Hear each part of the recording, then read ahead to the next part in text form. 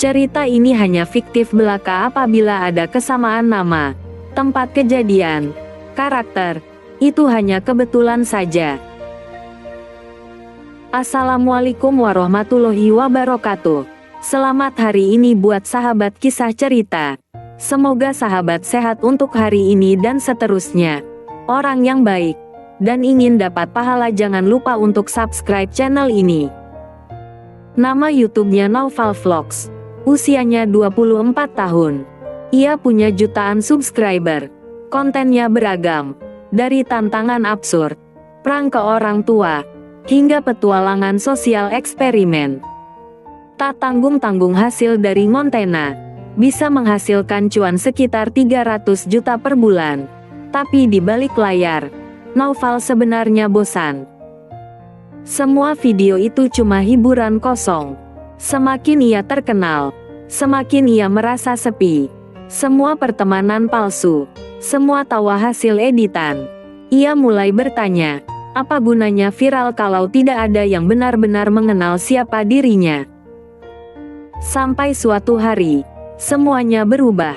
Semua karena satu video kecil di pasar tradisional.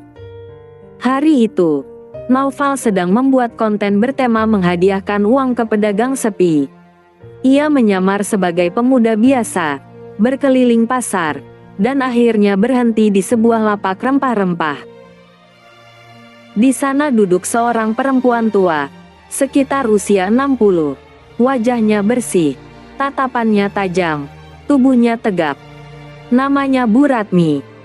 Rempahnya asli semua, nak, katanya sambil tersenyum. Kalau nggak percaya, coba cium jahe ini. Bisa bikin kamu lupa sama mantan. Naufal tertawa, tapi bukan karena candaan itu. Ia tak tahu kenapa, tapi jantungnya berdetak lebih cepat dari biasanya. Mereka bicara lama, lebih dari 1 jam. Dan tanpa sadar, kamera GoPro-nya merekam semuanya. Tawa, cerita, keheningan yang nyaman. Saat Naufal pulang, ia tidak langsung unggah video itu. Ia menontonnya diam-diam malam itu. Ada sesuatu pada Bu Ratmi yang tidak bisa dijelaskan. Ia terlihat seperti ibu, tapi juga seperti seseorang yang bisa ia cintai. Aneh, tapi nyata. Video itu akhirnya diunggah dengan judul Wanita Pasar yang bikin saya lupa kamera.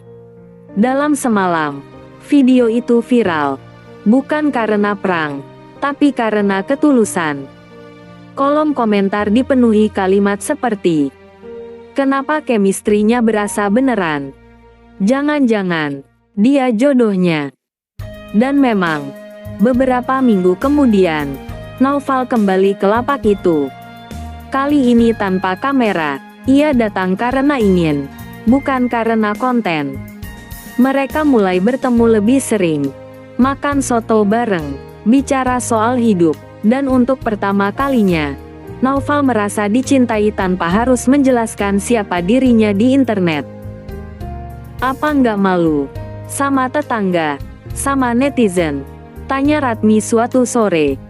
Lebih malu kalau saya bohongin hati saya sendiri, jawab Naufal. Tentu saja, hubungan itu jadi kontroversi.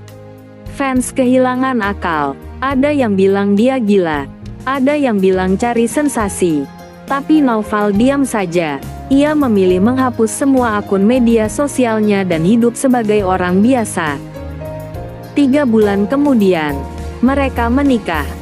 Pernikahan kecil, sederhana, hanya di hadapan penghulu dan beberapa tetangga pasar. Di malam pertama, Naufal bicara kepada Ratmi, sayang sekarang kau adalah bidadariku. Izinkanlah aku untuk menafkahi batinmu. Ratmi menjawab silahkan suamiku. Kau sekarang adalah pelindungku. Dan setahun setelah itu, keajaiban kecil terjadi. Bu Ratmi hamil. Dokter bingung. Semua hasil tes awal bilang mustahil. Tapi tubuh Ratmi sehat. Janinnya berkembang normal. Mungkin karena dia bahagia, kata bidan desa. Kadang cinta melawan logika. Di kehamilan yang ke-7, Naufal selalu sigap untuk memberikan makanan sehat kepada Ratmi. Hampir setiap hari Naufal selalu mengelus perut hamil Ratmi baik sebelum atau setelah berjualan di pasar bahkan sebelum tidur malam.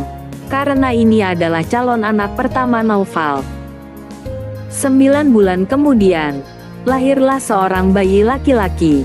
Wajahnya mirip Naufal, matanya mirip Ratmi. Mereka menamainya Raffi, yang artinya tinggi, terhormat. Ratmi menyayangi anaknya, karena ini anak yang pertama dari pernikahannya dengan Naufal. Sambil disusui Ratmi bicara kepada Raffi, "Sayang anakku, kau harus menjadi anak yang sukses dan membanggakan ibu dan ayahmu." Setelah Raffi tidur, Raffi dipindahkan tidurnya di gendongan kain, yang digantungkan di depan pintu kamar. 8 tahun kemudian, di pagi yang cerah, Raffi yang sedang duduk di depan rumah, tiba-tiba perutnya sakit. "Duh, perutku sakit sekali." Lalu Raffi pun ke kamar mandi. Setelah masuk kamar mandi, Raffi langsung duduk di toilet. Baru saja duduk di toilet, kotoran di dalam pantat Raffi langsung keluar. Keluarnya encer seperti air mengalir. Pikir Raffi ke toiletnya cuma sekali, tapi baru saja dari toilet tiba-tiba perut Raffi sakit lagi. Lalu Raffi buru-buru lagi ke toilet untuk berak lagi. Dalam sehari Raffi bisa berak 20 kali. Beraknya mencret, bentuknya seperti air yang mengalir.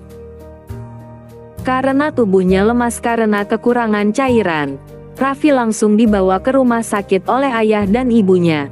Lalu Raffi dirawat di rumah sakit.